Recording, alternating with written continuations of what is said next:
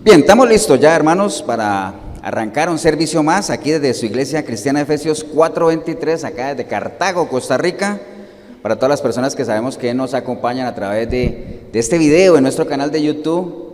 Increíble, a veces nos saludan hasta de Suiza, hasta Suiza llegan estos videos, Estados Unidos y Argentina, y bueno, no es por rajar ni nada, pero es para que veamos que las redes sociales bien usadas, pues realmente son de gran bendición, ¿no? Ahora, mal usadas también son de gran perdición, ¿no? Entonces, pero bueno, saludar a todas las personas que nos acompañan, a la iglesia local que hoy está aquí acompañándonos en este domingo 23 de mayo, ya se acerca el fin de este mes también, 23 de mayo del 2021, esperando, anhelando en Dios que este tiempo pues sea de edificación, ¿no? ¿De quién depende? De cada uno de nosotros. De parte de Dios no hay ningún problema. Así es que les voy a pedir, hermanos, que vayamos a la Biblia de una vez, a la palabra. Busquen sus Biblias, el libro de Mateo, el Evangelio de Mateo, capítulo 5. Mateo 5:38. Evangelio de Mateo, capítulo 5, versículo 38. Usted ahí en el video también, anote o busque una Biblia para que vaya siguiendo. Es una buena costumbre, a medida que uno va oyendo, buscar a ver si es verdad lo que se está mencionando, por lo menos aparece, si es verdad que aparece en la Biblia, porque a veces a uno le dicen, porque así dice Dios, manos que dan nunca estarán vacías, y todo el mundo dice amén, y dice, pero nadie lo busca a ver si está en la Biblia o no. Eso no está en la Biblia, suena muy bonito, pero eso no está. Tal vez está de otra forma, ¿no? Pero nada más para que lo compruebe. ¿Estamos, hermanos, todos? Mateo 5:38, Mateo capítulo 5, versículo 38, dice la palabra del Señor así. ¿Qué dice el título? Para que, a ver si estamos ubicados. El amor a los enemigos, amén. De eso vamos a estar hablando hoy. Entonces dice la palabra del Señor en el libro de Mateo capítulo 5, verso 38, dice, oísteis que fue dicho, ojo por ojo y diente por diente, pero yo os digo, no resistáis al que es malo, antes a cualquiera que te hiera en la mejilla derecha, vuélvele también la otra. Y así, y al que quiera ponerte a pleito y quitarte la túnica, déjale también la capa. Y a cualquiera que te obligue a llevar carga por 1 milla, ve con él 2. Al que te pida, dale, y al que te quiera tomar de ti prestado, no se lo rehuses.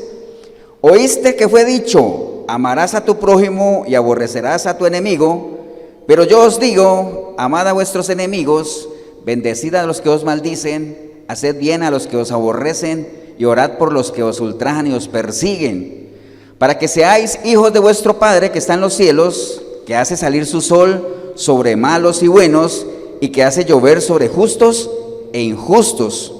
Porque si amáis a los que os aman, ¿qué recompensa tendréis?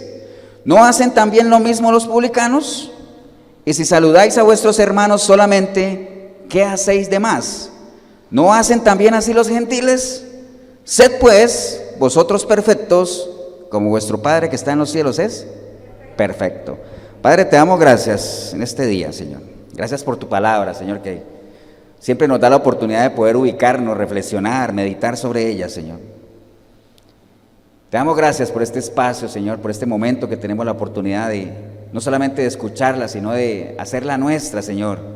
Que se convierta en nuestro diario vivir. Que no se convierta más en algo que escucho y qué bueno, sino que sea realmente lo que marque mi senda, Señor.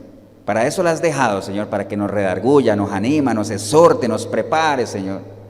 Así es que te damos gracias por ella, Señor. Nos disponemos con todo nuestro ser, espíritu, alma y cuerpo, para recibir el consejo que tienes a través de tu palabra. Te damos gracias en el nombre de Cristo Jesús. Amén. Pueden tomar asiento, hermanos.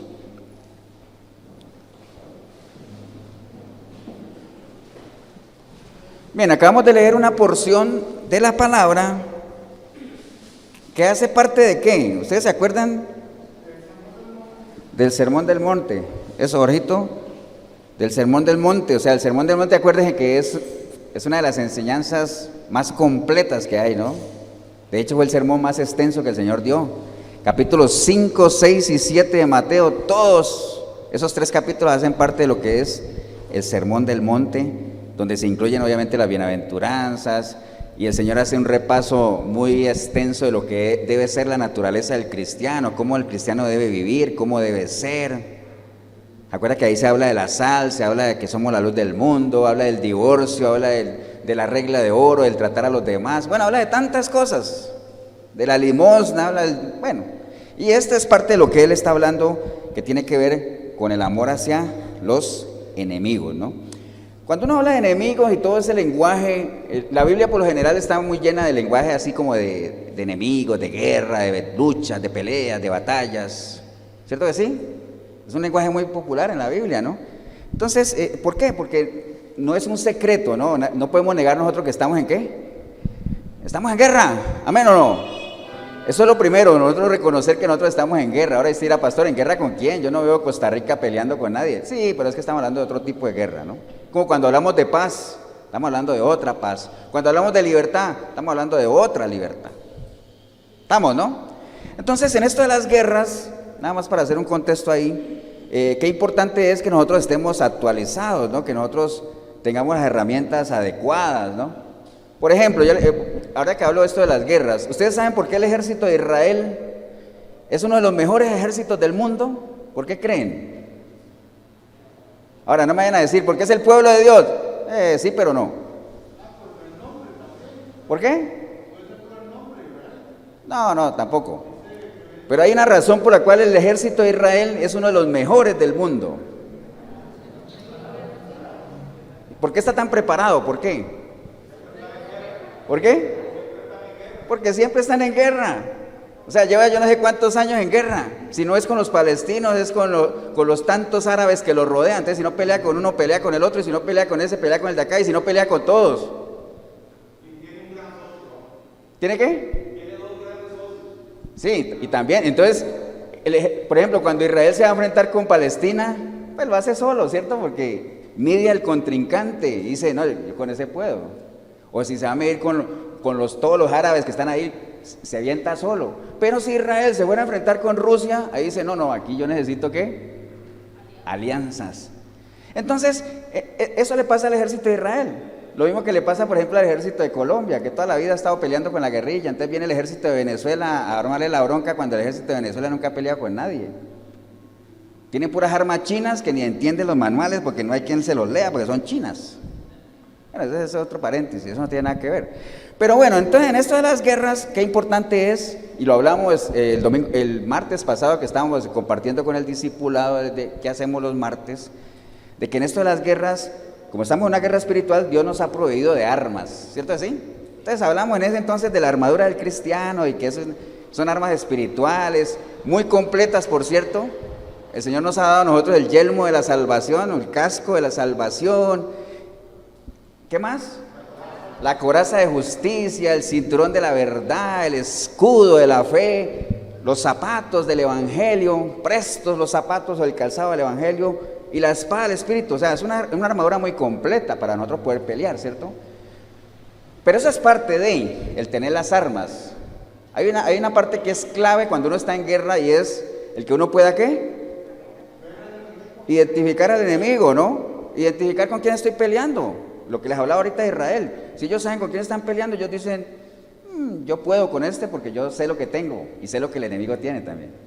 Ahora, si el enemigo es más grande, yo tengo que armarme de una manera diferente o tengo que retroceder, ¿para qué? Para reorganizar mi estrategia.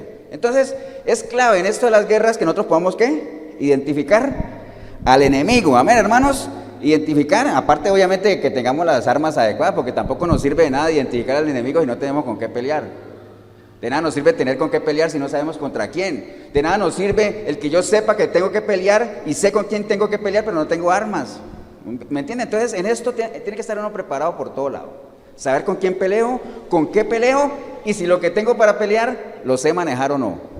Esas son cosas claves. Amén, hermanos. Entonces, hay varios pasajes en la palabra donde nos recalca la importancia de que nosotros tengamos al enemigo bien ubicado. Por ejemplo, el Salmo 18:37 dice: perseguí a mis enemigos, amén. Perseguí a mis enemigos y los alcancé y no volví hasta acabarlos, dice la palabra en el Salmo 18:37. Ahora Josué 5:13 dice, estando Josué cerca de Jericó, alzó sus ojos y vio un varón que estaba delante de él, el cual tenía una espada desenvainada en su mano. Y entonces Josué, yendo hacia él, le dijo, ¿eres de los nuestros o eres de nuestros enemigos? Como quien dice, a ver, ¿de quién eres tú pues para saber cómo te voy a tratar? ¿Me entiende? Uno tiene que ubicar quién es de los nuestros y quién es de los enemigos. ¿Estamos, hermanos? Entonces hay que tenerlo bien ubicado. Ahora, eso de ubicar al enemigo en las guerras físicas es relativamente fácil, ¿cierto que sí? Pues usted generalmente ve que unos tienen un uniforme, otros tienen otro. Yo me acuerdo cuando veía una película que se llamaba El Patriota ¿cómo era que se llamaba este actor? De Mel Gibson, ¿se acuerdan? Pues estaban peleando los ingleses con los gringos. Los ingleses eran las casacas rojas, los gringos eran las casacas azules. Entonces uno sabía, los azules contra los rojos. Entonces está bien fácil, ¿cierto que sí? Eso es en lo físico. Ahora, hay otras películas que a mí no me gustan mucho, donde viene un bando y el otro y se enfrentan y comienzan a volar cabezas. Nada cristiano, por cierto. Y uno no sabe quién es quién y dice quién irá ganando. Esperemos a que acabe la película, a ver. Porque no se sabe quién es quién, ¿cierto? Entonces, como que es aburrido. Uno necesita tener ubicado al enemigo. Casi en la mayoría de las peleas físicas, así es.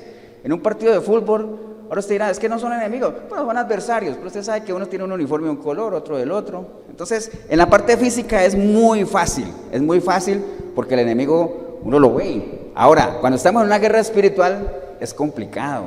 ¿Por qué? Porque el asunto es espiritual. Entonces, ¿el enemigo qué? No es visible. Por eso la Biblia dice que nuestra pelea no es contra carne ni sangre, sino contra ¿qué? Contra potestades, contra todo eso, ¿no? Entonces ahí es muy complicado, muy complicado. Ahora, los que sepan no lo digan, pero ¿cuál es el principal enemigo que nosotros tenemos? Muérdase la lengua, Jorito.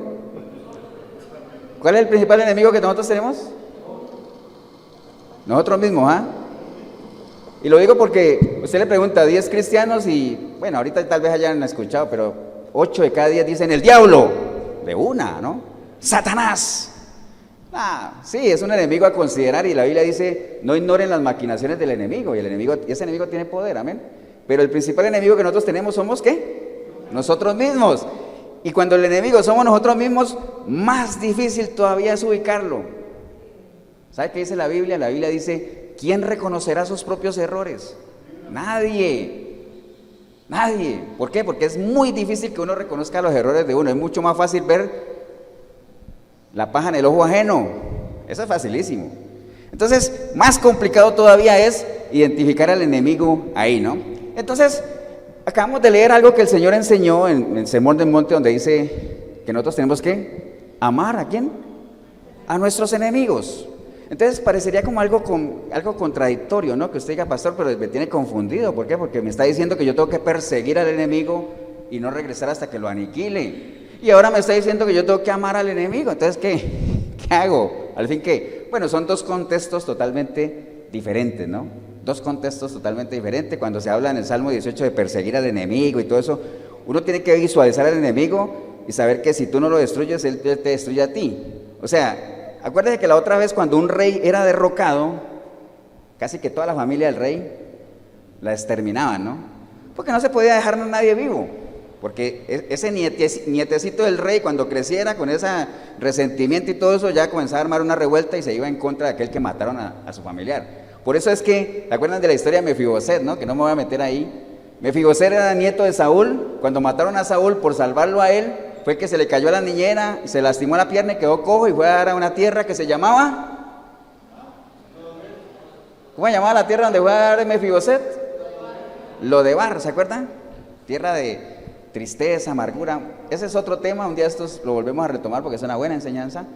Pero él se fue a esconder allá, ¿por qué? Porque era el último descendiente de Saúl, porque en ese tiempo, si a un rey lo bajaban, toda la familia se exterminaba porque eran parte de los adversarios. Pero aquí en lo que el Señor nos está enseñando es otra cosa, ¿no? Recuerde que Él nos está enseñando de la naturaleza del cristiano, de cómo debe vivir el cristiano, y además el mensaje que el Señor vino a dar fue un mensaje no contradictorio con la ley de Moisés, sino que mucho más rígido todavía. Por eso es que Él dice ahí, oísteis, cuando Él dice, ustedes oyeron que les dijeron esto, ¿a qué se está refiriendo? A la ley de Moisés, ¿no? Acuerdan que hay una parte donde Él dice, ustedes oyeron que les dijeron que si el que se tiene relaciones con una mujer que no es su esposa adultera con ella, pues yo les digo que el que la desea con el pensamiento ya adulteró. O sea, mucho más rígida la ley del Señor, ¿eh? Y esto que nos está diciendo es mucho más rígido, y lo vamos a ver ahorita, ¿no? Vamos, hermanos. Entonces, el Señor nos pide obviamente que los amemos a los enemigos, porque en lo natural, ¿cuál es el sentimiento que uno le embarga al pensar en alguien que uno considera enemigo, ¿no? Que uno considera adversario? ¿Qué le embarga a uno? Pues enojo, ira, resentimiento, digámoslo así, hasta miedo a veces. Hay gente a la que uno le tiene miedo, ¿amén o no? Entonces son sentimientos que realmente en lo natural a uno le embarga eso. Entonces, tomando eso como base y que el Señor venga a decirme a mí que ame a mis enemigos, entonces, ¿cómo hago eso? Es más, ¿quiénes son mis enemigos? ¿Cómo los identifico? Porque si yo les dijera a ustedes, hermanos, hagan una lista de sus enemigos. ¿A usted no le han preguntado alguna vez que han dicho, ¿usted tiene enemigos? Y se dice, a ver, no, yo no tengo enemigos. Que yo sepa, no. ¿Cierto que sí? A veces uno dice, pues déjeme decirle que todos tenemos enemigos. Lo que pasa es que nosotros no hemos identificado bien ni definido lo que es un enemigo. Vamos a ver eso ahorita, ¿no? Y si usted busca en un diccionario qué es un enemigo es el que se opone a alguien o algo o es contrario a ellos. Persona que tiene mala voluntad a otra y le desea o le hace el mal. Algunos sinónimos de enemigos: contrario, adverso, opuesto, hostil. En línea a eso, hasta si usted ve a alguien que es hincha del equipo que no es suyo, ese ya es su enemigo, entre comillas, porque es un adversario, piensa diferente. Amén. Ahora, lo que pasa es que no visualice los enemigos como aquellos donde ya nos vamos a dar bala o espada o lo que sea, no. Hay otras cosas que las vamos a ver ahorita. Entonces hay que saber identificar al enemigo, ¿no? Porque la gente no va a andar con un letrero: yo soy tu enemigo, Marquitos, yo soy tu enemigo, yo soy tu enemigo, yo soy tu enemigo. La gente no va a andar con ese letrero ahí. Eso es como la gente que no cree en Dios. La gente no anda con un letrero: soy ateo, soy ateo. Basta ver lo que hace para saber que esa persona vive como si Dios no existiera. ¿Entiende? Entonces no se identifican abiertamente. Por eso les decía ahorita que eso es lo que lo hace complicado. Eso es lo que lo hace complicado. Entonces, puede ser que nosotros pues no tengamos muchos amigos. De hecho, hemos hecho el ejercicio, ¿se acuerdan? Que usted diga, piense en personas que sean amigas suyas, amigos, así incondicionales, cuéntelos a ver si usted puede cerrar los dedos de una mano. No sé, si usted puede cerrar más dedos de una mano, pues genial, ¿no? Pero así, amigos, o sea, no los amigos del Face que ni saben que tú existes. No, eso no. Estamos hablando de amigos, de amistad sincera, ¿no? Es muy difícil. Muy pocos, no tenemos muchos. Pero los enemigos, esos sí tenemos, pero a montones, muchísimos. ¿Por qué? Porque, mire, para ser amigo hay que hacer un esfuerzo. Para tener una amistad sincera usted tiene que alimentarla, usted tiene que cultivarla, usted tiene que construirla. ¿Amén o no? Entonces, no es fácil. Eso es lo que hace difícil el tener amigos. El tema de los enemigos es que es muy fácil porque nosotros no tenemos que hacer nada para obtenerlos. ¿Ah? Día gratis aparecen. Pues era pastor, en serio, yo no sabía eso. O sea, no hay que hacer nada. A veces hay gente a la que a usted le cae mal y usted no sabe ni por qué. ¿Entiende?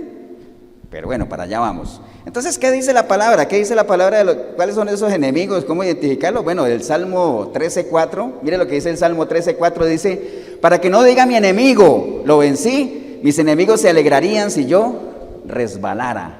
Es lo que dice la palabra en el Salmo 13:4. Entonces, ¿quiénes son enemigos nuestros? Aquellos que se alegran cada vez que caemos, cada vez que fracasamos. Ahora usted dirá, pastor, ¿en serio ese es mi enemigo? Eso dice la palabra. Se alegran cuando uno resbala, cuando uno fracasa. Ahora, vaya haciendo su lista a ver si realmente usted tiene personas que se alegren cuando a usted le va mal. Puede ser que no sepas, pero de que los hay, eso es como la bruja, ¿verdad? Pastor, las brujas no existen, pero que las hay, las hay.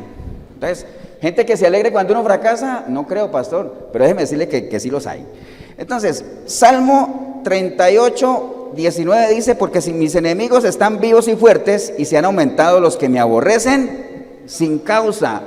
Entonces, todo aquel que te aborrece, lo aborrece a uno sin que uno sepa por qué, caen ahí en ese grupo de los enemigos, ¿sabes? Caen ahí. Que uno no sabe ni por qué les cae mal. Entonces uno dice, es que yo no soy monedita de cuero, yo no soy billete de $100 para caerle bien a todo el mundo. Entonces hay gente que le cae mal, sin causa alguna. Entonces caen ahí. Sigue haciendo su lista. Amén. Salmo 31:11 dice: de todos mis enemigos soy objeto de oprobio, y de mis vecinos mucho más. Y el horror de mis conocidos, los que me ven fuera, huyen de mí. Entonces, ¿quiénes son enemigos también? Aquellos que les gustaría vernos en oprobio. ¿Sabe qué es oprobio? ¿Qué es un oprobio? Una ofensa, una burla. Cuando uno lo avergüenzan, uno está en oprobio. Hay mucha gente que le gustaría verlo a uno avergonzado también. ¿Entiende? A lo mejor usted diga, pastor, qué bueno, no llevo ningún check hasta ahorita. Voy bien, está bien, qué bueno, me alegra por usted. ¿Qué más dice la palabra? Bueno, dice Salmo 42:10, dice, como quien hiere mis huesos, mis enemigos me afrentan diciéndome cada día, ¿dónde está tu Dios? Toda persona que trate de sacarte lo que tú crees y comienza a estarte diciendo, pero tú no que dices que eres cristiano, ¿dónde está tu Dios? Salte de ahí, hombre, te lavaron la cabeza, te lavaron el coco, salte de ahí, enemigos. Ahora se dirá, pastor, yo no sabía que esos eran enemigos. Pues la palabra lo dice aquí muy claro, ¿no? Como quien hiere mis huesos, mis enemigos me ofrendan diciéndome cada día, ¿dónde está tu Dios? Este sí está bueno. Este sí está bueno. Miqueas 7:6 dice, porque el hijo deshonra al padre, la hija se levanta contra la madre, la nuera contra su suegra, y los enemigos del hombre son los de su casa. Son los de su casa. Entonces, lastimosamente, también dentro de nuestra misma casa podemos tener ¿qué? Enemigos. ¿Entiende? O sea, enemigos. Lo que pasa es que uno, como no los etiqueta así, pues uno no se prepara para luchar contra esos. ¿Entiende? Pero son enemigos, lo que dice la palabra, ¿no? Recuerda lo que vimos la definición todo aquel que va en contra de lo que de que tú crezcas, ¿no? ¿Cuánta gente no hay en nuestras familias que más bien como que les molesta que ahorita estemos bien, tranquilos, que ya no andemos en parrandas, en fiestas, en vagancias, en cosas dañinas, que seamos fieles? ¿Cuánta gente no dice, wow, no pensé que vos fueras a cambiar así, te volvieron un tonto, ¿ah? ¿Cuánta gente no dice eso? Mucha, ¿cierto así? ¿Dónde están? En la misma casa, ¿no? Ahí tenemos que ser. ¿Estamos, hermanos? Entonces, en línea todo eso, ¿cómo podría yo abrazar cómo podría yo amar a alguien que me desea el mal? ¿Qué tengo que hacer? ¿Será que tengo que ir corriendo a abrazarlo? Besito, besito. ¿A qué se refiere el Señor cuando dice que ame a mis enemigos? Yo no podría ir a amar a alguien que yo sé que desea mi mal. ¿Qué es exactamente amar a los enemigos? Entonces, miremoslo ahí, qué es lo que nos dice la palabra. De una vez les adelanto que no se refiere el Señor a eso, ¿no?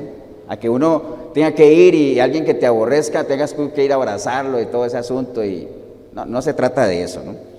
Entonces, dice la palabra, nos vamos a guiar en la palabra nada más, porque aquí no se trata de qué es lo que nosotros pensamos. Ya vimos la definición de lo que es enemigo según la palabra, para que vean algunos contextos nada más. Toda la gente que nosotros podemos considerar adversaria, es que enemigo es como fuerte a veces, pero acá y ahí. Enemigo es lo contrario a amigo, y un amigo es el que siempre desea tu bien, te apoya, te respalda, te empuja. Entonces, piense que un enemigo es todo lo contrario a eso, ¿no? Entonces, recordemos que Dios es un Dios de gracia. Amén. ¿Ustedes se acuerdan que el Señor mandó a Jonás a predicar a Nínive? ¿Y qué hizo él? Se fue para Tarsis, ¿cierto? Ahora, ¿por qué él hizo eso? ¿Por qué qué? ¿Odiaba a quién? ¿Por qué?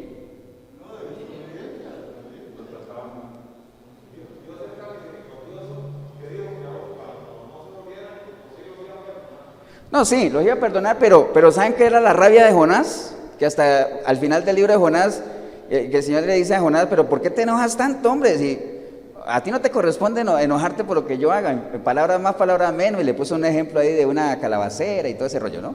El tema de Nínive es que Nínive era la ciudad capital de los asirios, y los asirios eran uno de los peores enemigos de Israel, y no eran los peores, sino que eran bien malos. Y entonces, claro, Jonás dice, es que tú me estás mandando allá con un mensaje de amor, de que la gente se arrepienta, de que previniéndolos porque los vas a destruir, y yo, conociendo el Dios que eres, yo sabía que los ibas a perdonar. Entonces eso me da rabia. Eso fue lo que le dio rabia a él, y por eso digo, me voy para otro lado mejor. Me mandaron para allá, me voy para allá. ¿Me entienden? Porque eso es así. Entonces, pero así trabaja Dios. ¿Amén o no? Y es lo que Jesús nos está diciendo ahorita. O sea, no pensemos en eso, en que el enemigo siempre pensara en las cosas malas, y no, amen a su enemigo, ¿no? ámenlo. Y ahorita lo vamos a desarrollar lo que estamos viendo ahí, ¿no? Pues esa era la razón del enojo de Jonás, ¿no? Pero entonces, ¿qué tenemos que hacer con los enemigos? ¿Cuál debe ser nuestra actitud? ¿Qué debemos hacer? ¿Cómo debemos comportarnos? Bueno, que la palabra misma nos diga. Entonces, lo primero, por ejemplo, en el Salmo 120, capítulo 5, en el Salmo 120, versículo 5, dice la palabra: ay de mí que mora en Mesén y habita entre las tiendas de Cedar. Mucho tiempo ha morado mi alma con los que aborrecen la paz. Yo soy pacífico, mas ellos, así que hablo, me hacen guerra. Entonces, ¿qué es lo primero que tenemos que hacer? Pacíficos. Tenemos que ser pacíficos. No importa que la gente con la que estemos, teniendo contienda y todo eso, sean violentos y todo, mantenga usted, ¿qué? Su mansedumbre. Por eso el Señor decía: sean como yo, que soy, ¿qué? Manso y humilde. ¿A qué se refiere la mansedumbre? Una cosa es ser manso y otra cosa es ser menso, ¿no? No es ser menso, es ser manso. La mansedumbre tiene que ver con ¿qué? Con el dominio propio, ¿no? Con el contenerse, con el saber hablar cuando uno tiene que hablar, el decir las cosas que uno tiene que decir en el momento que las tiene que decir, o dejar de decir cosas que no debería decir. Mansedumbre, ser pacífico, mantenerse, o sea, no entrar en contiendas. O sea, como decía, como el Señor, ¿no? Recuerda que nosotros hemos sido hechos a imagen de Él, ¿no? Lento para la ira. Amén. Bueno para escuchar, pero lento para la ira. Entonces, lo primero es pacíficos. Mantengamos la mansedumbre. No nos dejemos sacar de ahí, ¿no? Si el enemigo te quisiere, ¿qué? Sacar de donde estás, no lo consientas. No lo consientas. Amén. Proverbios 16:7 dice: cuando los caminos del hombre son agradables a Jehová, aún sus enemigos hacen estar en paz con él. Entonces, ¿qué tenemos que hacer nosotros? Agrademos a Dios primeramente.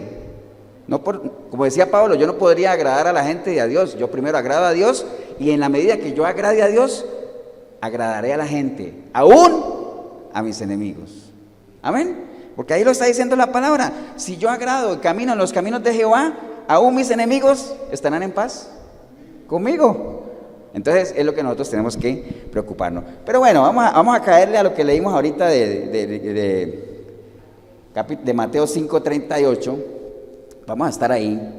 Entonces, ¿qué es lo que el Señor nos está enseñando básicamente con esa parte del Sermón del Monte? Entonces, en el versículo 38 el Señor dice: oísteis que fue dicho, ojo por ojo y diente por diente. Cuando usted lea eso en la Biblia, usted ve que hay unas letricas que lo mandan a Éxodo, lo mandan a Levítico, lo mandan a otros libros históricos. Cuando usted ve esas letricas ahí, no están ahí puestas porque sí. Eso tiene relación con algo allá, ¿no? Ahorita lo vamos a ver. Pero dice: oíste que fue dicho ojo por ojo y diente por diente. Pero yo os digo, no resistáis al que es malo. Antes, a cualquiera que te hiera la mejilla derecha, vuélvele también la otra. Y el que quiera ponerte a pleito y quitarte la túnica, déjale también la capa. Entonces, ¿de qué nos está hablando el Señor en esos tres pasajes que leímos, esos tres versículos que leímos ahí? El asunto es de no caer en ¿qué? En provocaciones. No caer en provocaciones. Y empieza él hablando de aquello del ojo por ojo y diente por diente, ¿no? ¿Cómo se conoce eso del ojo por ojo y diente por diente? La ley del talión, ¿cierto que sí? Entonces, básicamente el Señor no se está inventando eso está escrito, eso está ya en el Levítico, en Éxodo, eso hace parte de la ley. Y eso es una costumbre antigua que había del cobrarse las cosas que uno le hicieran. Lo que pasa es que en la antigüedad la gente abusaba de la venganza, ¿no? Entonces, por ejemplo, Marquito me robaba a mí, es un ejemplo, ¿eh? Marquito me robaba a mí una hectárea de tierra. ¿Usted sabe qué hacía yo? Le robaba 10 para que aprenda, para que escarmiente. ¿Me entiende? Entonces abusaban de la venganza. Entonces hubo que establecer alguna ley ahí para ser equitativo, ¿no? Entonces la ley del talión, esa palabra talión, yo por aquí lo tenía básicamente. Déjeme decirle nada más de dónde viene eso del talión. Es una palabra que viene de la palabra latina talos, que se escribe tallos, ¿no? Tallos, pero se lee talos, o tale, que significa idéntico o semejante. De ahí viene la palabra tal. Mira, él es tal cual. ¿Ha visto? Porque tal quiere decir idéntico, lo mismo. Entonces, la ley del talión, ¿a qué se refería? Es algo que se puso, bueno, si a ti te roban una gallina, yo tengo que reponerte una gallina. Uno por uno, ojo por ojo, diente por diente. Si alguien iría a una persona de muerte, pues que muera también. De hecho, eso está escrito ahí en la palabra, ¿no? Está escrito ahí en el libro de Levítico lo que el Señor estaba haciendo alusión era básicamente a eso que está ahí en el libro de Levítico. Entonces, esa ley se tuvo que establecer para eso, para que básicamente no abusara. Mire, Levítico 24:19 dice, y el que causare lesión en su prójimo, según hizo, así le sea hecho. Rotura por rotura, ojo por ojo, diente por diente, según la lesión que haya hecho a otro, tal se hará a él. El que hiere algún animal ha de restituirlo, mas el que hiere de muerte a un hombre, pues que muera también. Entonces, eso era lo que era conocido como la ley del talión, o sea, la ley del talión. Entonces, eso es lo que el Señor está haciendo referencia ahí, ¿no? Entonces, para que la gente no abusara. Entonces, el Señor nos llama en ese párrafito, en ese versículo, a que nosotros seamos sabios, básicamente, y no caigamos en ¿qué? En provocaciones. No abusemos de ir más allá de lo que nos están haciendo, básicamente. ¿Usted ha visto que hay gente que dice, yo perdono, pero no olvido? ¿Visto eso? Eso no sirve. ¿Para qué perdona uno? Para limpiar su corazón, para limpiar sus sentimientos, su mente, o sea, limpiar heridas, ¿no? Pero hay mucha gente que dice, yo perdono pero no olvido. Eso no sirve realmente porque la naturaleza nuestra es ¿qué? Diferente. Entonces eso de la ley del talión, básicamente lo que vino fue como a poner orden, ¿no? Entonces hay que tener mucha sabiduría para nosotros no caer en ese tipo de provocaciones, ¿no? Por más que el enemigo use a otras personas que traten de desestabilizarnos y de sacarnos de casilla y todo eso, acuérdense lo que hablamos ahora, pacíficos y nada más meditar en aquello que nos están haciendo y simplemente no caer en provocaciones. Y cuando él menciona eso de la mejilla, que dice ahí, y el que quiera, no, el que dice, pero yo digo, no resistáis al que es malo. ¿Qué quiere decir no resistáis al que es malo? Cuando la palabra dice, no resistáis al que es malo, ¿a qué se refiere?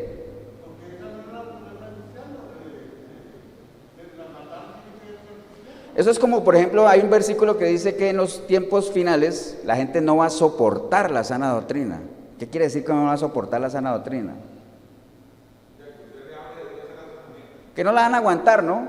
No la van a resistir. Entonces cuando habla aquí, no resistas al malo, ¿a qué se refiere?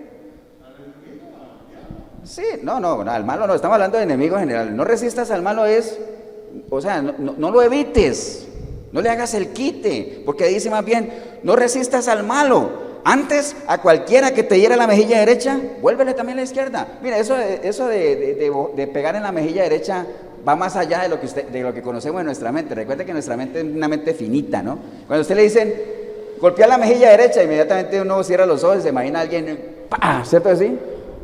Eso tiene un contexto diferente. En ese entonces, en la antigüedad, el golpear la mejilla derecha era más que un golpe, era una ofensa.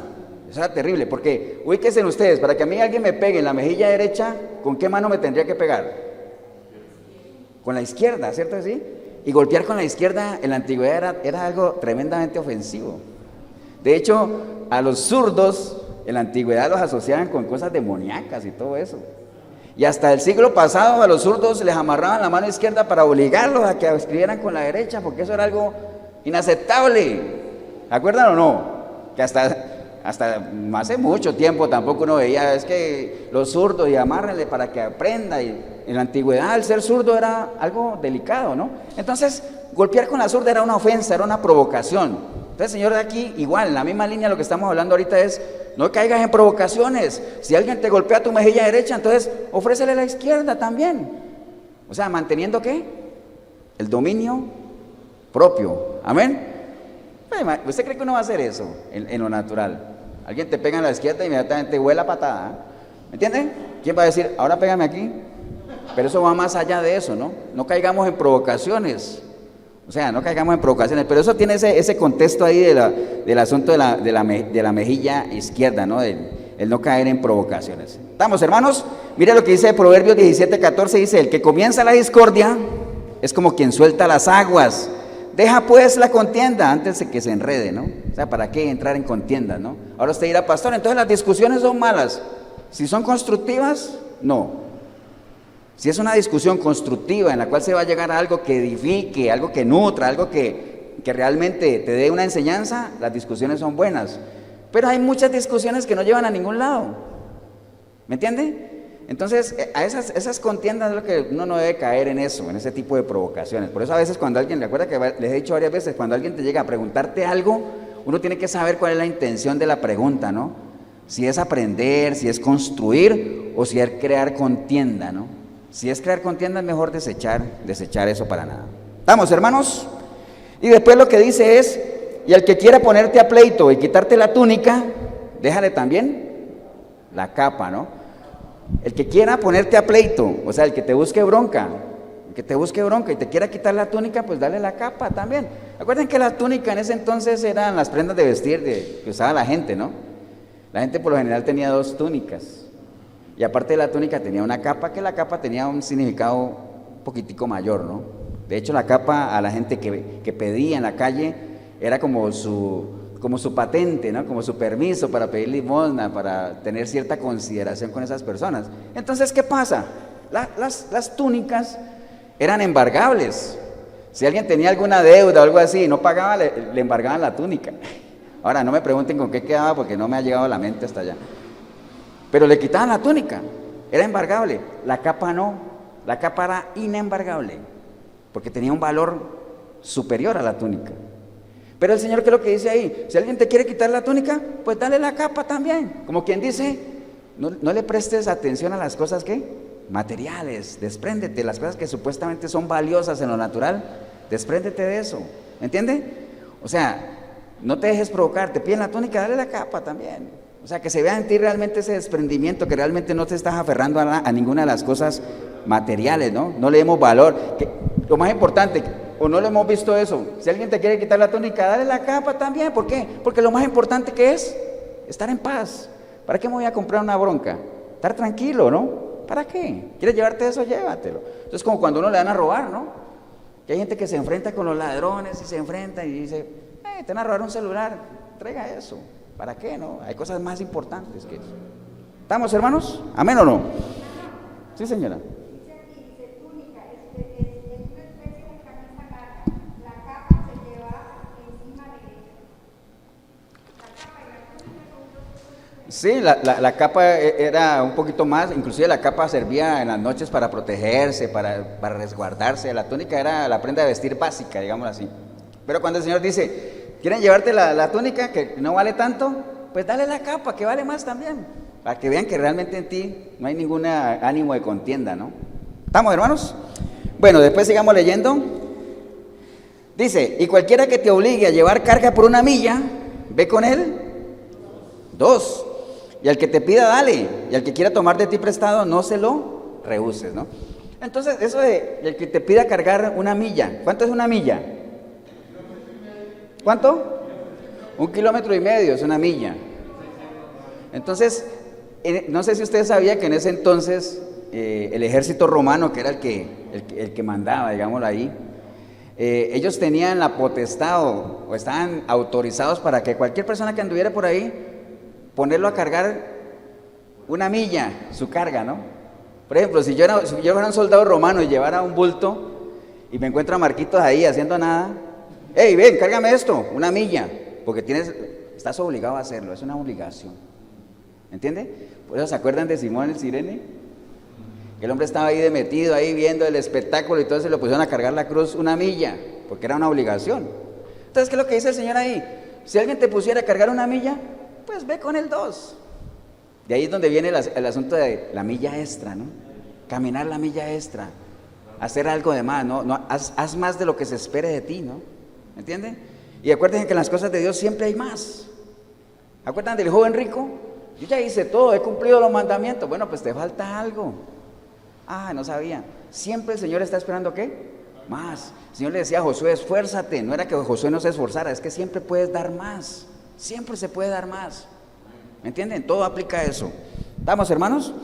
Y al que te pida, dale. Y al que quiera tomar de ti prestado, pues no se lo rehuses, ¿no? Ahora usted dirá, pastor, pero ahí no entendí. ¿Por qué? Porque hay una parte en la Biblia que dice que no sirvamos de fiador a nadie. Y ahora usted me está diciendo aquí que el que me pida prestado que le dé. Bueno, es que una cosa es darle al que te pide prestado y otra cosa es servir de fiador, ¿no? Entonces, cuando alguien, por ejemplo, en lo cristiano, uno lo que aconseja es, si alguien te pide a ti prestado, mejor regálale algo, dale una ofrenda de lo que tú puedas dar y no te pongas a prestar nada, porque el que presta pierde un amigo, ¿eh? ¿Sabe cuándo lo pierde? ¿Cuándo lo pierde? Cuando le cobre. Hasta ahí llegó la amistad. Entonces, si alguien te pide prestado y tienes, dale, ¿no? Por eso es que a veces alguien llega a la casa de uno a pedirle algo y uno dice, no, hoy no tengo, pasa mañana, pero si uno tiene ahí, uno está violando eso, ¿no?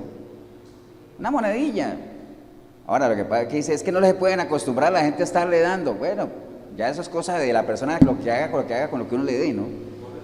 Pero si tú puedes ayudar a alguien, ayúdale, si está en tus manos hacerlo, ¿no? Entonces, el Señor está hablando ahí de ¿qué? Está hablando de generosidad, de que nosotros aprovechemos la necesidad de nuestro enemigo, ¿para qué? Para mostrar algo que es muy escaso hoy en día, que es amor, ¿no? Eso es clave. Nosotros podemos, por medio de nuestras demostraciones de amor, hacer visible que somos diferentes. Todo radica ahí, ¿no? Todo radica en eso. ¿Estamos, hermanos? Vamos a ver dónde está.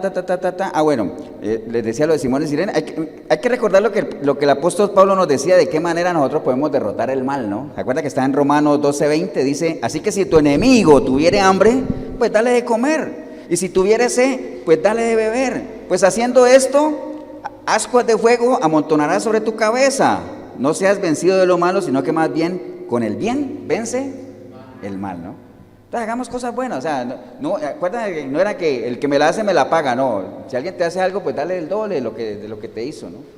¿Me entiendes? La generosidad, demostraciones de amor. Entonces, básicamente, ahí se refiere el Señor cuando nos está hablando de eso, de que no caigamos en provocaciones, de que tengamos obviamente dominio propio, seamos pacíficos, demostremos amor ante la necesidad de la gente que tiene ciertas necesidades. Es complicado, pero nos toca, hermanos. Nos toca, ¿saben por qué? Porque ¿qué es lo natural cuando alguien que tú sabes que es adversario tuyo te pide ayuda? Que tú aproveches eso, ¿para qué? Para humillarlo. ¿Al caído qué? Al caído caerle, Jorgito, en lo natural. Al caído caerle. Pero ¿qué es lo que el Señor nos dice? Usando dichos populares, no hagas leña del árbol caído, sino más bien aprovecha las necesidades de tu adversario, ¿para qué? Para que le demuestres amor. Porque el mal se vence con bien, ¿no? ¿Estamos o no estamos? Entonces, ahora, ¿qué modelo nos presenta él? Bueno, nos dice, oíste que fue dicho, amarás a tu prójimo y aborrecerás a tu enemigo. Después nos dice, pero yo les digo a ustedes más bien, amen a vuestros enemigos, bendecid a los que os maldicen, haced bien a los que os aborrecen y orad por los que os ultrajan y os persiguen. ¿Para qué? ¿Para qué todo eso? Pues para que seáis hijos de vuestro Padre que está en los cielos, que hace salir el sol sobre malos y buenos y que hace llover sobre justos e injustos. Recuerde, la lluvia y el sol caen parejo, ¿para quiénes? Para todos, ¿ah? Pero las bendiciones de Dios, ¿solo para quiénes? Para sus hijos, ¿no? Entonces, ¿y cómo nos mostramos nosotros que somos hijos de Él? Pues Él nos dice, hagan todo esto, ¿para qué? Para que sean hijos de vuestro Padre. Si no, no vamos a ser hijos de vuestro Padre, o sea, no vamos a actuar en la naturaleza que Él actuaría, lo que les conté ahora de Nínive. Por más enemigo que sea, mensaje de amor y esperanza y salvación, ¿no? Por más enemigo que sea. Ahora usted dirá, pastor, pero hay algunas partes de la Biblia donde el Señor no tuvo misericordia. Bueno, porque es un Dios justo. Él estaba hablando ahí a Jonás, y si usted quiere ir a averiguar en Jonás, le decía, es que allá hay como 150,000 personas que no saben. O sea, no saben ni siquiera ni qué es el bien y el mal. No, hay muchos animales. Una cosa es cuando la maldad, cuando la gente entra en maldad y es como esa cosa ahí, como la ignorancia, digámoslo así, porque Dios es un Dios justo, amén. Pero hay otra maldad que es ya con dolo y con todo eso y con conocimiento de caos, y la gente que maneja información y aún así actúa de una manera digamos con maldad, pero con dolo, ¿entiendes? Son cosas muy diferentes. Entonces, obviamente el Señor nos muestra ese modelo de lo que es el Padre, porque después nos dice, porque si ustedes aman a los que os aman, ¿qué recompensa tendréis? Nada. Entonces, el hacer las cosas que el Señor nos está mostrando tiene su recompensa. ¿Cuál es la recompensa, diría usted? Les dije yo ahorita, ¿qué es lo que uno siente por una persona que es adversaria? Odio, resentimiento, hasta miedo, angustia. ¿Cierto que sí? Eso es lo que uno sentiría en lo natural. Pero como nosotros no somos sobrenaturales en la medida en que estamos siempre por encima, o se nos llama por lo menos a estar por encima de lo natural. Lo natural es diferente, ¿no? Que nosotros más bien por demostraciones de amor, de generosidad. Dígame, si a uno cuando ayuda a alguien no le hace sentir bien, por más mal que te caiga o que tú sepas que es adversario, ¿te hace sentir bien o no? ¿Sientes paz en tu corazón, amén o no? Entonces cualquiera le podría decir, sí, pastor, porque es mejor dar que recibir. Ah, sí. ¿Sabe quién dijo eso? Un voceador. Paréntesis. ¿Tú voy a decir algo?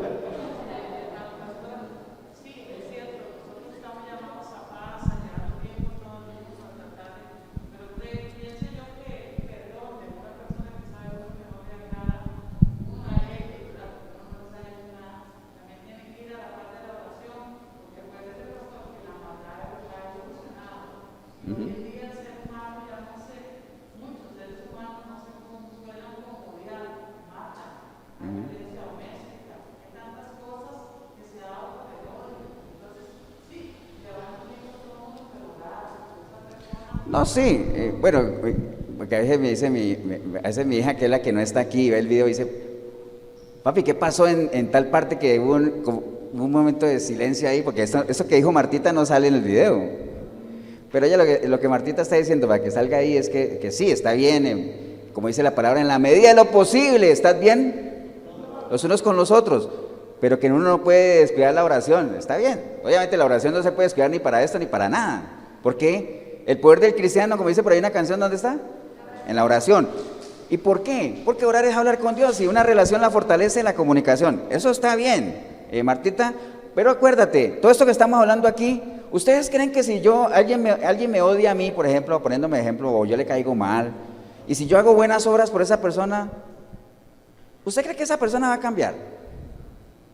Lo más probable es que no, pero yo no lo hago por ella, lo hago por mí.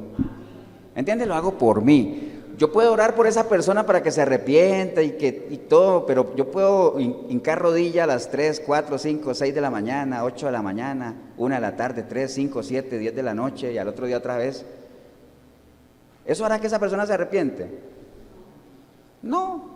Si esa persona no toma su decisión de arrepentirse, no lo va a hacer. Ahora, yo puedo clamar a Dios para que le dé tiempo, para que tenga misericordia de él, para que, o sea, ¿me entiende? Tantas cosas, interceder como se llama por ahí. Pero el arrepentimiento es una decisión personal. Y lo que dice Martita es cierto, la maldad va en aumento, la palabra dice la maldad va en aumento y el amor de muchos se enfría, eso es cierto. Pero el amor de muchos, pero nosotros no podemos meternos ahí entre esos muchos, porque somos diferentes, amén.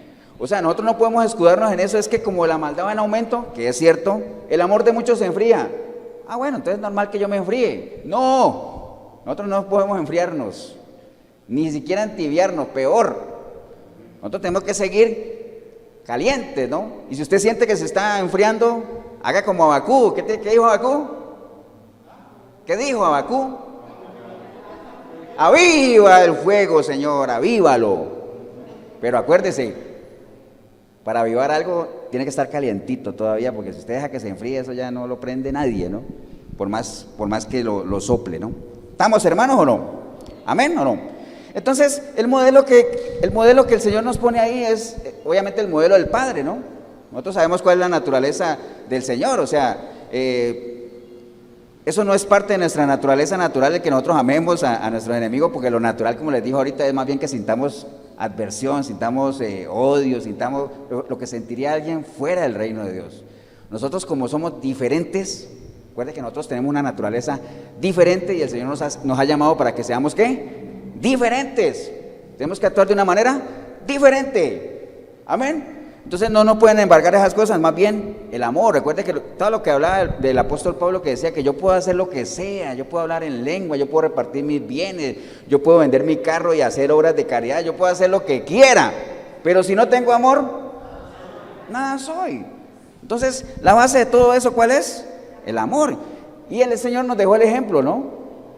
Cuando Él murió en la cruz, fue el ejemplo más claro del tener amor por los enemigos. Porque dice la palabra que el Señor nos dio ese ejemplo. Vea, básicamente en Romanos 5:10 dice, porque si siendo enemigos fuimos reconciliados con Dios por la muerte de su Hijo, mucho más estando reconciliados seremos salvos por su vida. Entonces, éramos enemigos. ¿Amén o no? Y aún así el Señor entregó su vida por nosotros. ¿Estamos, hermanos? Entonces, sigamos leyendo lo que estábamos leyendo allá en 5:38. Él dice, para que seáis hijos de vuestro Padre que está en los cielos, que hace salir el sol sobre malos y buenos y que hace llover sobre justos e injustos. Dice, porque si amáis a los que os aman, ¿qué recompensa tendréis? Ya sabemos que tiene recompensa, ¿no? Tranquilidad, paz, ¿no? ¿No hacen también lo mismo los publicanos? ¿Quiénes eran los publicanos? Los que recaudaban impuestos, que uno cuando se quería referir a lo peorcito de la Grey, iba a decir de la canalla, pero se estaban feos, ¿cierto? La Grey, los publicanos, ¿no? ¿Acuerdan del fariseo que decía, Señor, yo estoy aquí, yo soy perfecto, no como ese publicano pecador que está ahí? Entonces, ¿acaso no hacen eso los publicanos? Y dice, y si saludáis a vuestros hermanos solamente, ¿qué hacéis de más? ¿No hacen también eso los gentiles? Entonces, sean pues vosotros perfectos como vuestro Padre que está en los cielos es perfecto. Entonces, el modelo que nos pone el Señor es el modelo ¿de quién? Del Padre, ¿no? Sean perfectos como Él es perfecto. Y volvemos a caer en lo mismo de que la gente diga, es que, ¿quién va a ser perfecto? Perfecto solo Dios. Pero ese perfecto no se refiere a que seamos sin error, sin mancha, sin nada de eso, sino que nosotros más bien sepamos que tenemos una disposición, ¿no? ¿Estamos, hermanos? Que estamos dispuestos a amar sin límite, entero, o sea, como Él ama. Como Él ama. Entonces, entendamos nosotros, hermanos, que no hay nada que impacte más en la vida de una persona que una vida ¿de qué? De amor, amén, hermanos. Lo que les decía ahorita. Lo que dice, por ejemplo, 1 Corintios 13:13. Y ahora permanecerán, ¿qué cosa? La fe, la esperanza y el amor, que son claves. Pero el mayor de todos, ¿cuál es? El amor. Entonces lo tenemos que tener claro. Ahora, ¿cuál es la ley del amor? Que tal vez ahí se encierra todo, ¿no? ¿Ustedes han visto que hay una discusión a veces que la gente dice que si nosotros vivimos bajo la ley o bajo la gracia? ¿Han visto eso? Y nosotros nunca hemos vivido bajo la ley de Moisés, por cierto. ¿Por qué? Porque nosotros no somos judíos, ¿cierto o no? Entonces nosotros vivimos bajo la ley ¿de quién? De Cristo, ¿cierto que sí? Que ya vimos que es una ley más rígida todavía. Dentro de la ley de Cristo hay una ley que se llama la ley del amor, que entiende mucho esto de tratar a no solamente al prójimo, sino a nuestros enemigos. Entonces la ley del amor, que está en Romanos 13:8, dice, no debáis a nadie nada. Mira lo que dice ahí, no debáis a nadie nada. Entonces usted dice, pastor, pero ahora me volví a confundir, porque me está diciendo allá que si alguien me pide que le dé, y ahora me dice que no le deba a nadie. Esa es la recomendación del Señor, no sirvas de fiador y no le debas nada a nadie. O sea, en la medida de lo posible no estés pidiendo. Ahora, si alguien te pide a ti, es diferente, regálale, pero no le prestes, ¿no? Por todo lo que hablamos ahorita. Pero el Señor dice, no debáis a nada a nadie, sino el amaros los unos a los otros, porque el que ama al prójimo ha cumplido la ley. Porque no adulterará, no matará, no hurtará, no dirá falso testimonio, no codiciarás. Y cualquier otro mandamiento en esta sentencia se resume en este: amarás a tu prójimo como a ti mismo.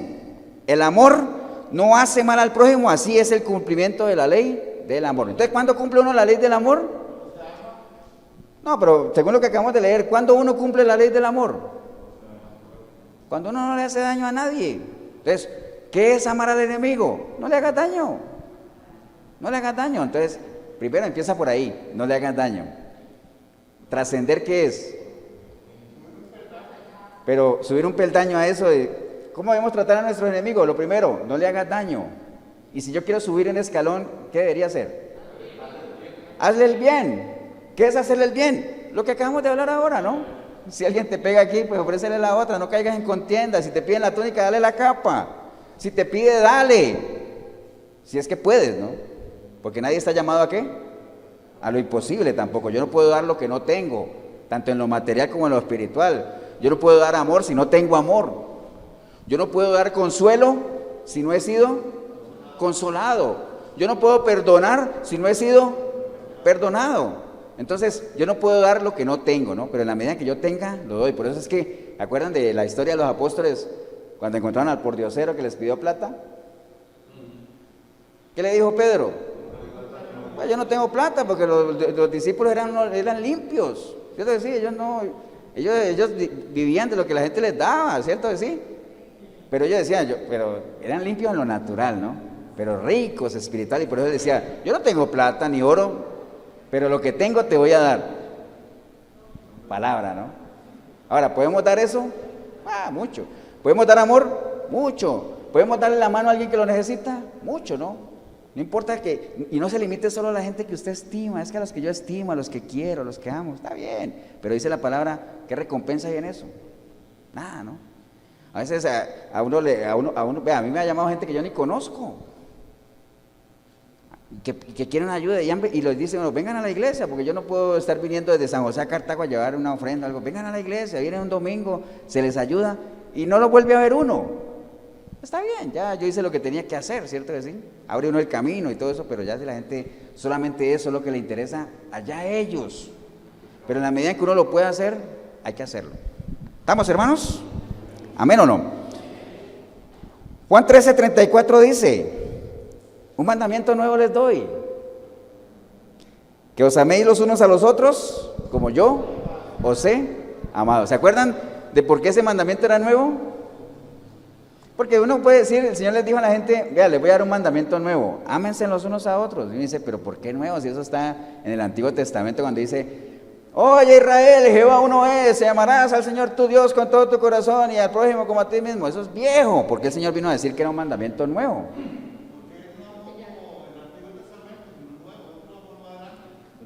Sí, pero no.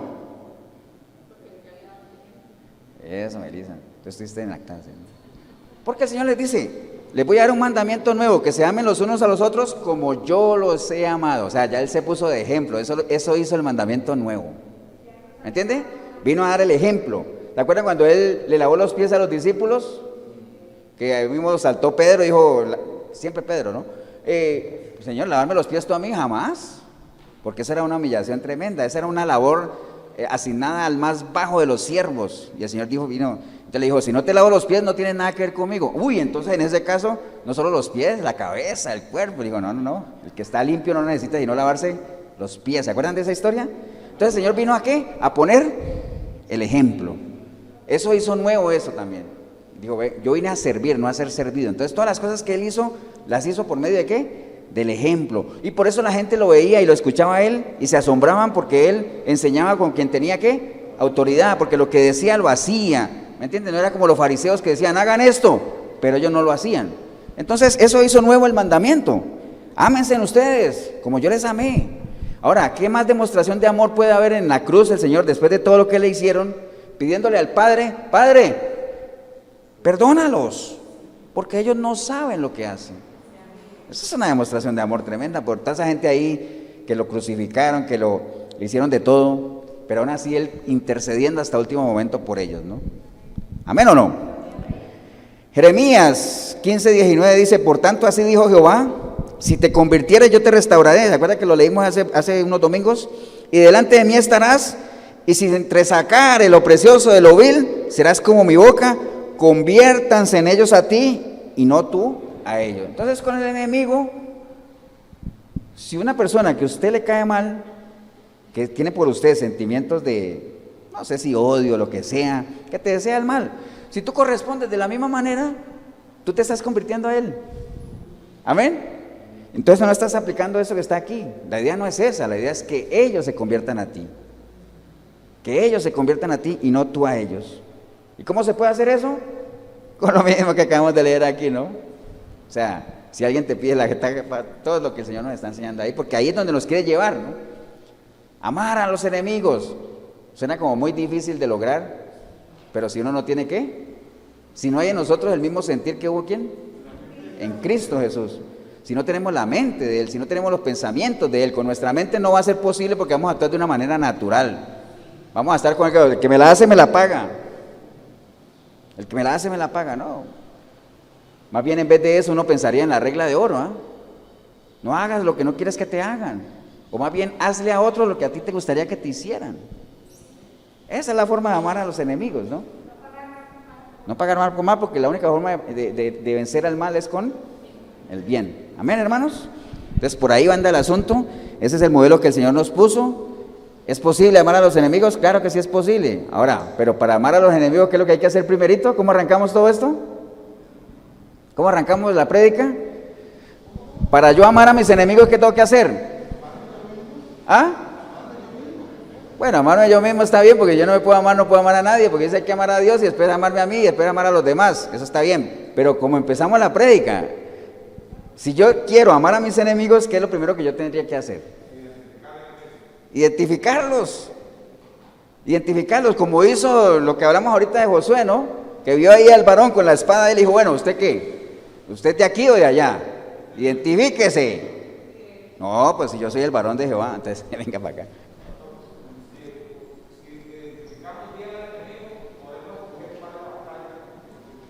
Exacto, eso es, ese es Miguelito 2.1. Si nosotros identificamos al enemigo, nosotros podemos saber qué batallas pelear y qué batallas no. Y cuando definamos qué batallas pelear, ¿con qué armas? ¿Me entiende? ¿Con qué armas? El pueblo de Israel una vez tenía una batalla muy fácil.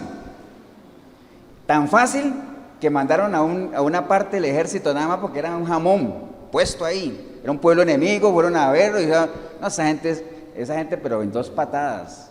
le ganamos, ¿ah? Mandemos solamente este grupito. Resulta que les pegaron una derrota fea, ¿no? ¿Por qué? Porque iban confiados, primero que todo, no dimensionaron el asunto y no se cercioraron de que realmente el Señor estaba con ellos, porque el que les daba la victoria, ¿quién era? El Señor, ¿no? Entonces, eso es muy valioso, Miguelito. Hay que identificar al enemigo y identificando al enemigo sabemos con qué armas vamos a pelear, ¿no? Con qué armas. O si tenemos que retroceder para reorganizarnos. O si tenemos que buscar, ¿qué? Alianzas, porque el enemigo, no hay que ignorar las maquinaciones del enemigo, ¿no? Entonces, ¿voy a decir algo, Jorito? ¿Ya se te olvidó lo que ibas a decir? Jorito, ¿qué? Bueno, está bien, si te acuerdas me lo dices dentro de 8 días. Bien, hermanos, por ahí anda el asunto. Si es posible amar a nuestros enemigos, pero recuerden, no lo vamos a poder hacer con nuestras propias fuerzas, nuestra propia mente. Tenemos que trascender al plano espiritual. Póngase de pie. Vamos a darle gracias al Señor. Y recuerde nada más, por más que usted crea que no tiene enemigos, de que existen, ¿no? Nada más hay que identificarlos, póngase a hacer su lista ahí de quiénes podrían ser sus enemigos, a ver cómo le va, ¿no?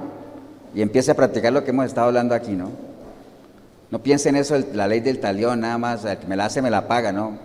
Simplemente vaya más allá, recuerde que nosotros somos considerados como sabios y honorables, somos personas diferentes, somos personas que tenemos que actuar y caminar de una manera diferente, ¿no?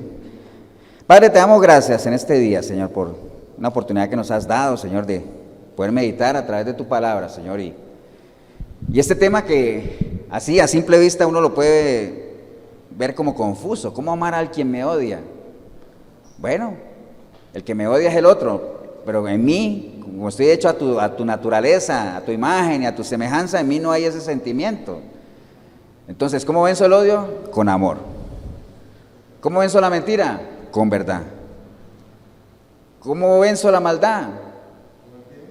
Siendo misericordioso, con amor. Bueno, tantas cosas que ya sabemos, ¿no? Recuerde que lo que echa fuera todo temor, toda esa es el perfecto amor, pero el perfecto amor, no el amor cualquiera, es el perfecto amor, el amor de Dios nada más. Así es que te damos gracias, Señor, porque hemos podido meditar en eso, porque hay una gran responsabilidad en aquellos que nos decimos que somos hijos tuyos, Señor.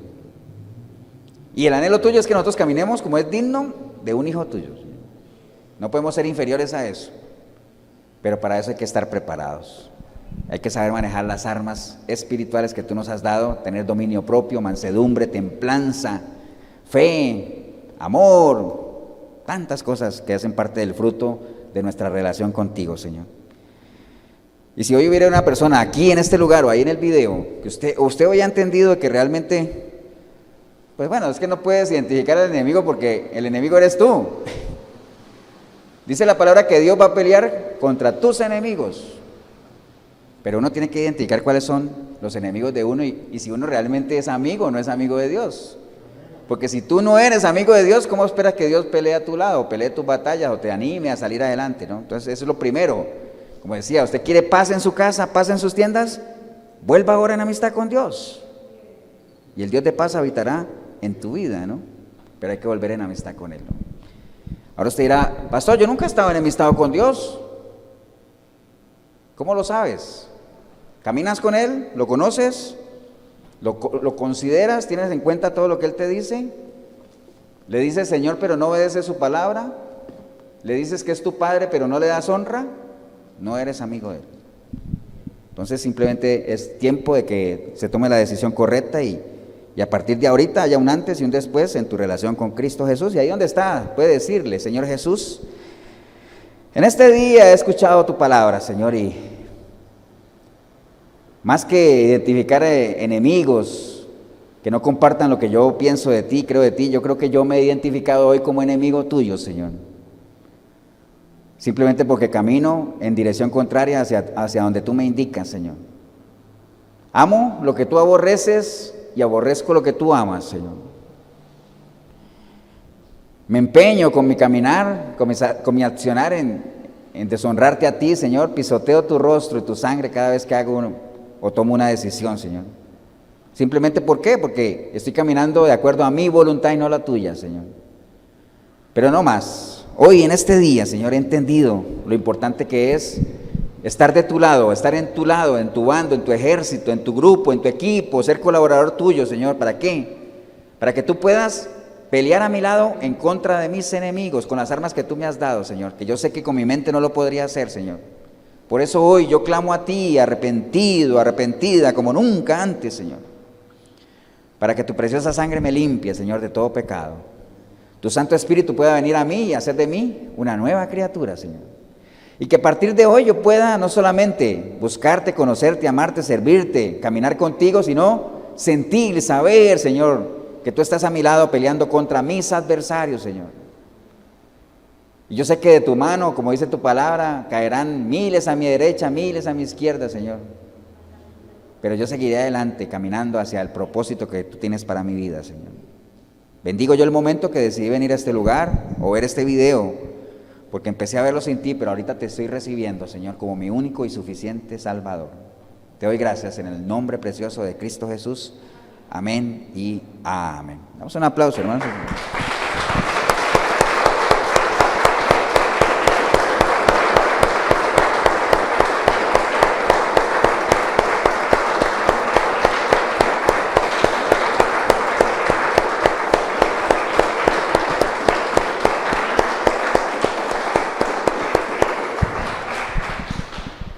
Bien, si usted hizo la oración, bueno, como siempre, felicitarlo. Bienvenido al ejército de Dios, ¿eh?